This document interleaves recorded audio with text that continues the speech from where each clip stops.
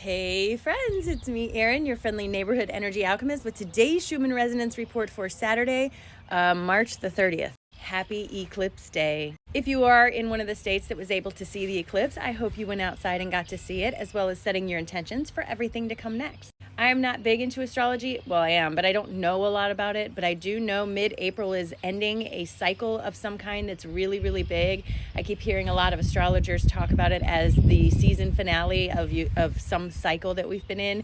6 doorways closing, 6 eclipses at 29 degrees, something to that effect. You should go look it up. Either way, what they're saying is that we're coming to the close of something and moving into something new, which is really, really exciting. When we look at the graph, starting at about midnight last night, Central Time, we started to get a big push of energy, and this came all the way down to that throat chakra.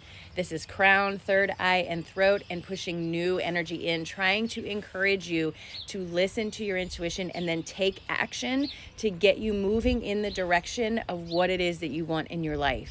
With big white energy like this, sometimes we can't integrate it all at once, so it will sit around our energy and kind of cause a gap between where we are and where it is until our frequency rises to that point, because it's not coming down. Until our frequency rises to that point where it can be integrated, sometimes it creates a dissonance between your basic vibration and the new vibration.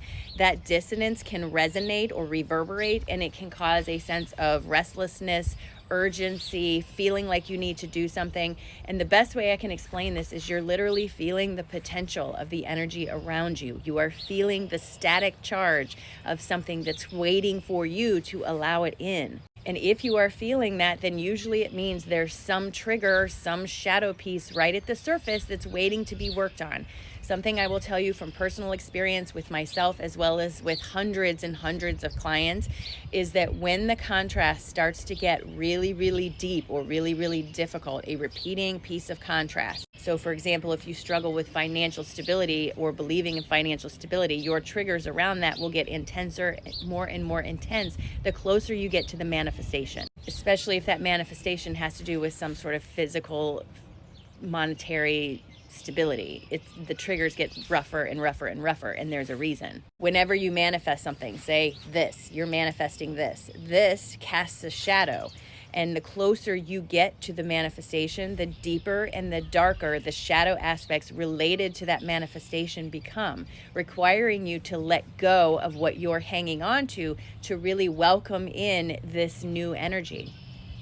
So when it feels like it's getting really, really hard, it's always right before a big manifestation. You just got to keep at it. And I know I used to hear this from people and be like, you're full of crap, but it's so true. Here's the Italian graph. Like I said, I'm not really versed in this graph, but we've had some very unusual activity. These lines are back. They're differently spaced and they look slightly different here. And when I asked in meditation about this, I literally got zero information. I'm sticking with what I was told, that these are light codes coming from Gaia. I did receive information that the door for those light codes closed, but here they are again. So I'm not 100% sure if we are receiving or what's happening with these. I can tell you this pattern of energy is highly unusual. Have never seen it in all the years I've been watching the graph. So this is something entirely new coming forward. But to me, it feels incredibly purposeful. I feel like my dreams have been all about past life memories and feelings coming up and reattaching myself to things that I thought I'd forgotten about. This is kind of reminding me of this. Now, there were 2 things that happened in my dream that I want to tell you about, so bear with me. I did pull cards, so hang out. The first thing was someone in my dream, and I don't remember who it was, told me that manifestation is not about what you're not doing. It's about what are you doing. Are you focused on things that are making you or giving you a feeling of unease or instability? Because if that's where your focus is, law of attraction really has no choice but to reflect to you more reasons to feel that way. So it's not about what are you not doing. It's about what are you doing? Where is your focus? What are you doing to fuel your sense of creativity and individuality and all those things? What are you doing? That's the important part. The other thing was a story I was told, and it might take a hot second, so hang in. In the story, I was shown a young man who had a string of pearls in his hand. These pearls had belonged to his mother, and her whole life she had loved these pearls, carried them with her, talked about them, had so much pride in them. They brought her so much joy. And when she passed, the pearls were handed down to her son. The son had these pearls, and for some reason he dropped them. And I don't remember the story of how he dropped them, but he dropped them. And when he dropped them, they broke. Upon picking them back up, he started to discover that they weren't real pearls, that they had been fakes all along. And this made him angry and incensed and so upset. And the person I was with asked him, "Why are you so upset?" And he said, "Because I feel like my mother wasted her life believing in something that wasn't true. She carried it around with her and she loved it and she put all this attention to it and it just wasn't true." And the person I was with looked at him and said, "But they were true for her."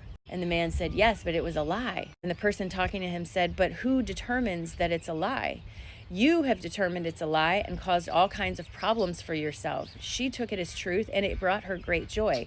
Who are you to define the truth for her?" And then I woke up. And I feel like that applies to spirituality. Just because someone's spirituality doesn't look the same as yours doesn't mean it isn't real for them.